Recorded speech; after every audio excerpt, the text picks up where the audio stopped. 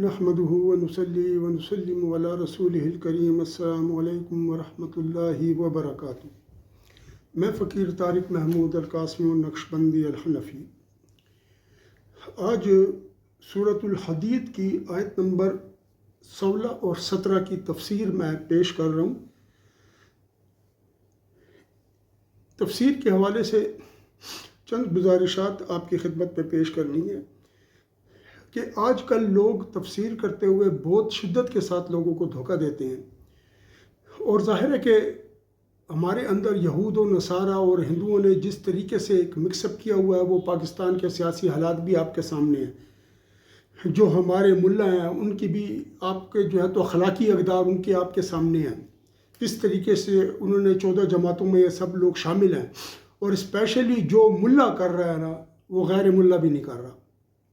یعنی ہونا یہ چاہیے کہ جو لوگ علم دین نہیں رکھتے، اچھا جب میں ملا کا لفظ یوز کرتا ہوں تو اس کا مطلب یہ ہوتا ہے کہ وہ دین پر عمل کرنے والے لوگ نہیں ہیں، کیونکہ جو دین پر عمل کرنے والے لوگ ہوتے ہیں ان کو عاملین، کاملین، صالحین، علماء کہا جاتا ہے۔ بہرحال مجھے اس کی کوئی پرواہ نہیں ہے، کیونکہ میں خود مدرسے کا پڑھا ہوں، میں نے دنیاوی تعلیم بھی حاصل کی ہے الحمدللہ، اور میں ان ساری چالوں سے اور ہر قسم کی مکاری سے واقف ہوں۔ تو یہ جو 2 آیات ہیں یہ اسی کانٹیکسٹ میں ہیں، لیکن ان کے اندر کچھ چیزیں ایسی ہیں جو میں آپ کو بتاؤں گا، اور ان آیات کو میں نے کیوں سلیکٹ کیا ہے سورہ حدید کی آیت نمبر 16 اور 17 کو، اس لیے کہ جب آپ اس کی تفسیر اور ترجمہ سنیں گے انشاءاللہ آپ کو پتہ چل جائے گا۔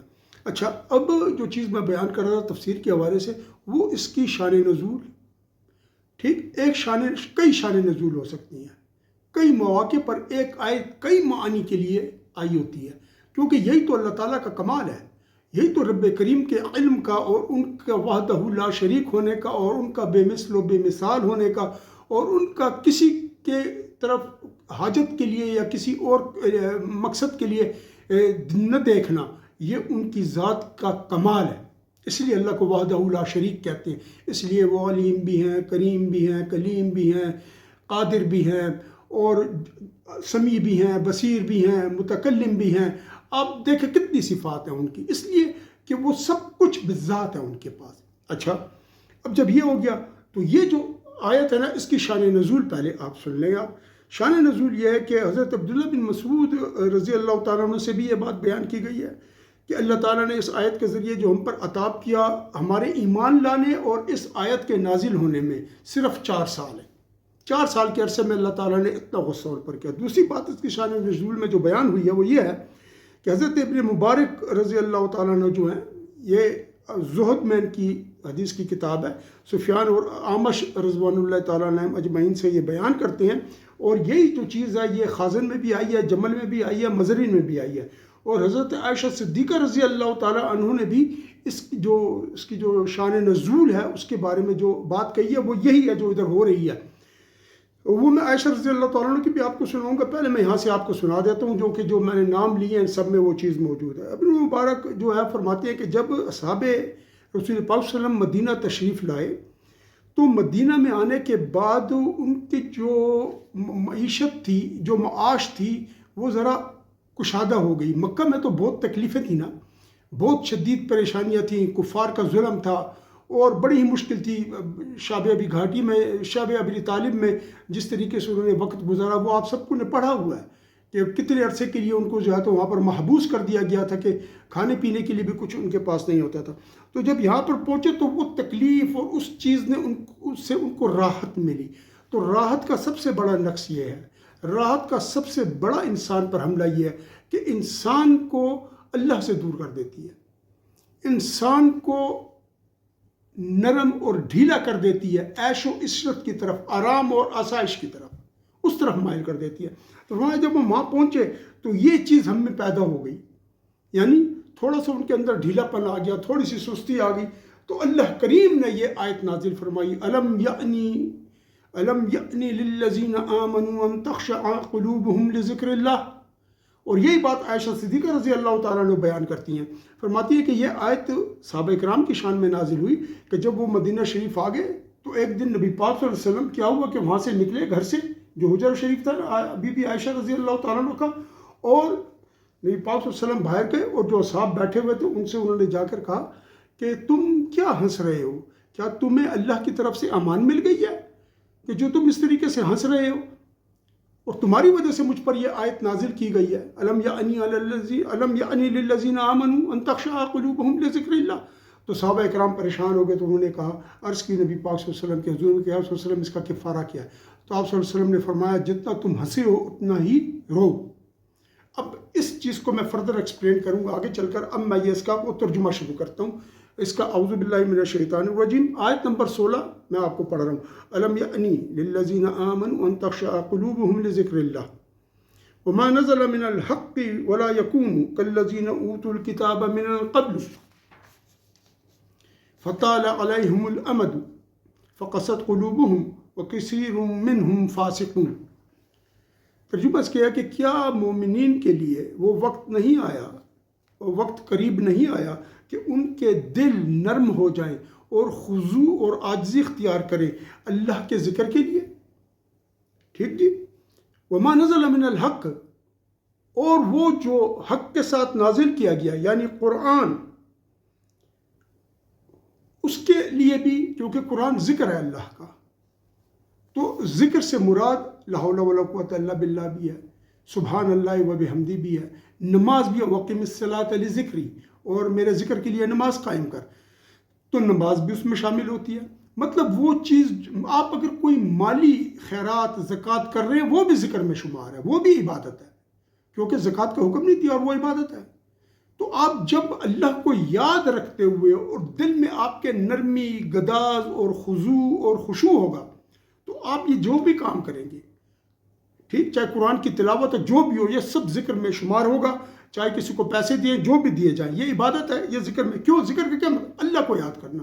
تو آپ جب کسی غریب کی مدد کر رہے ہوتے ہیں آپ اللہ کو یاد کر رہے ہوتے ہیں۔ وَلَا يَكُونُوا كَالَّذِينَ، اور ان لوگوں کی طرح نہ ہو جانا۔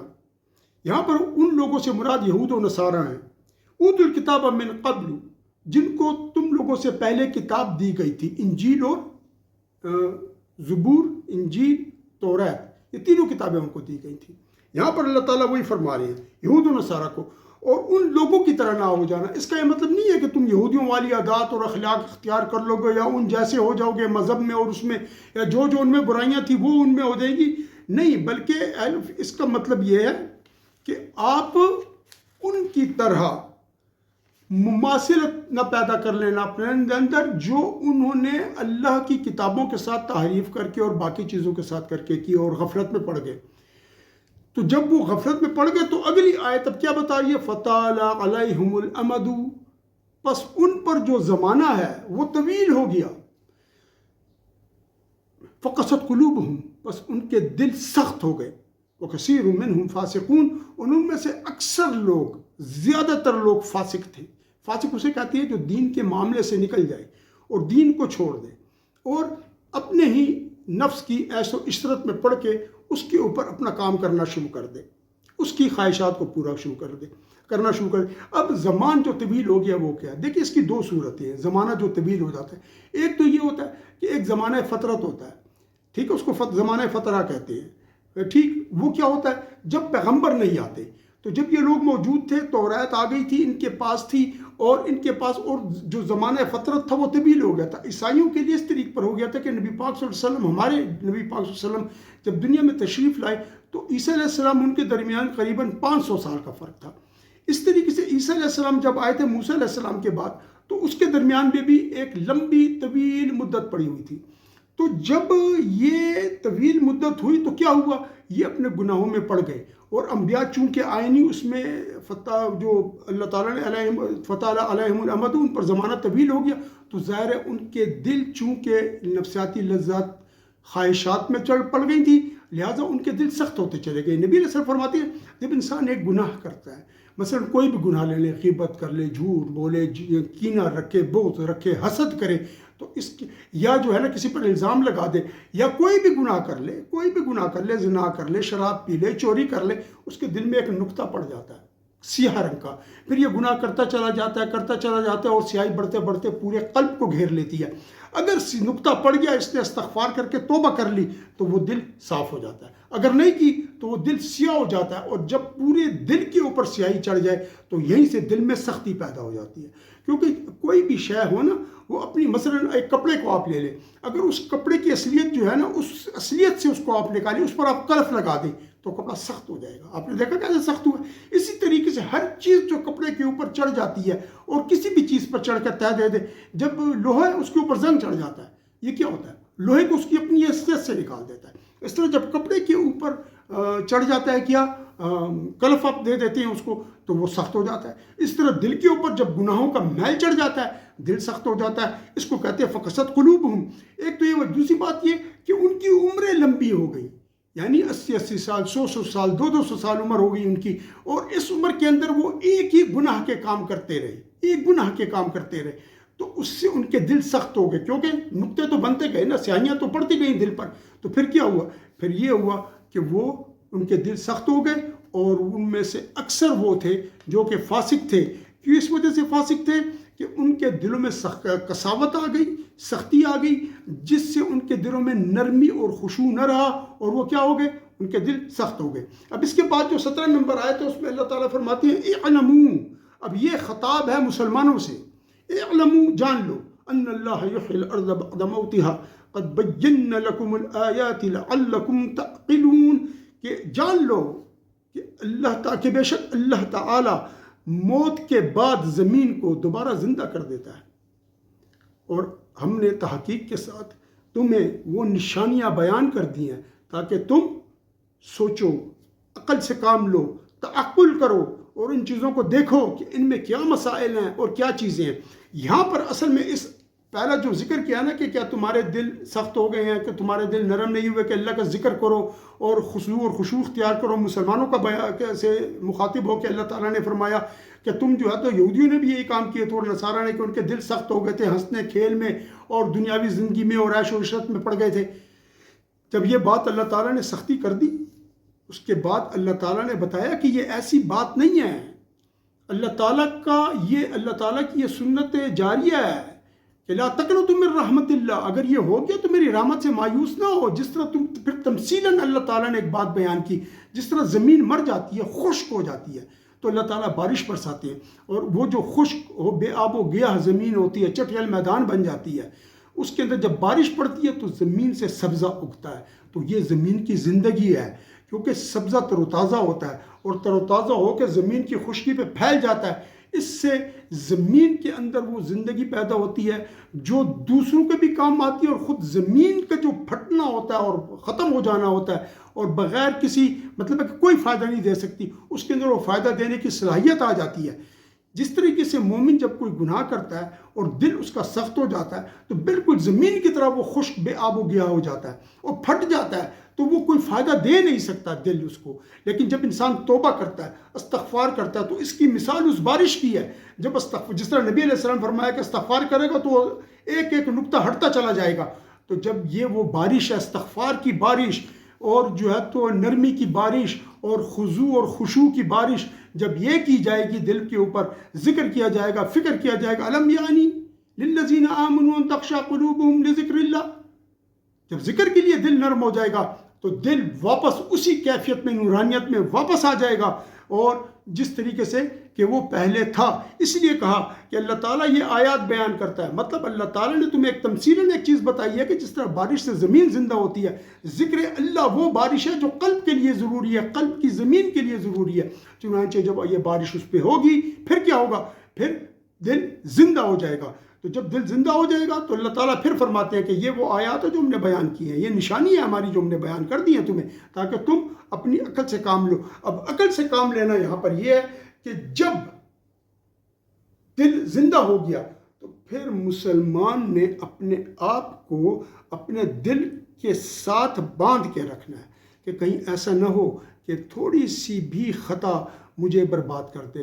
اس طرح اولیاء کرام فرماتے ہیں کہ میری نماز سے پہلے جو حالت ہوتی ہے وہی میری نماز میں بھی ہوتی ہے. یعنی مجھے ایک استمرار حاصل ہو گیا، مجھے استقامت حاصل ہو گئی ہے، مجھے دوام عطا فرما دیا اللہ تعالیٰ نے اس صفت کے ساتھ کہ میں نماز سے باہر بھی اللہ ہی کے مراقبے میں اور اللہ ہی کے مشاہدے میں ہوتا ہوں، اور میری سوچ اللہ کی طرف ہوتی ہے. اور جب میں نماز میں جاتا ہوں تو وہی سوچ لے کہ میں وہاں پہنچ جاتا ہوں، تو مجھے کچھ پتہ نہیں چلتا کہ میں نماز سے باہر ہوں یا نماز کے اندر ہوں.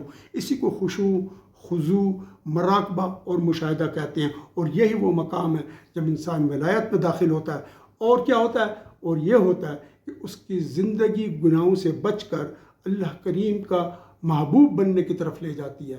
اور پھر یہیں پر اس کو ارشاد ہوتا ہے کہ میں اس کی آنکھیں بن جاتا ہوں جس سے دیکھتا ہے، میں اس کے کان بن جاتا ہوں جس سے وہ سنتا ہے، میں اس کے پاؤں بن جاتا ہوں جس سے وہ چلتا ہے، میں اس کی زبان بن جاتا ہوں جس سے وہ بولتا ہے. تو یہ کیا ہے؟ یہ سب وہی تو برکات ہیں جو اس قسم کے کام کرنے کے بعد اللہ کی طرف سے انعام کے طور پہ دی جاتی ہیں. اللہ تعالی ہمیں اور آپ کو قرآن سمجھنے اور سمجھانے کی توفیق عطا فرمائے اور ہمیں اس پر عمل کرنے کی توفیق عطا فرمائے. اللہ تعالی ہمیں تنہائی کے گناہوں سے بچائے. جب ہم تنہا بیٹھے ہوں اللہ تعالی ہمارے قلب و ذہن کو پاکیزہ سوچوں کے ساتھ مزین رکھے. اور جب ہم تنہا بیٹھے ہوں تو ہمارے دل میں کسی گناہ کے کرنے کی خواہش اور آرزو پیدا نہ ہو. اللہ تعالی ہمارا اور آپ کا حامی و ناصر ہو. اللہ تعالی ہمیں دین کے معاملے میں ہماری مدد فرمائے. چینل کو سبسکرائب کر لیں تاکہ یہ دین کی خدمت بھی ہوتی رہے اور آپ تک تفسیر اور قرآن کی باتیں پہنچتی رہیں. وآخر دعوانا ان الحمدللہ رب العالمین وصلی اللہ تعالی علی خیر خلقہ ونور عرشہ محمد وعلی آلہ واصحابہ اجمعین برحمتک یا ارحم الراحمین.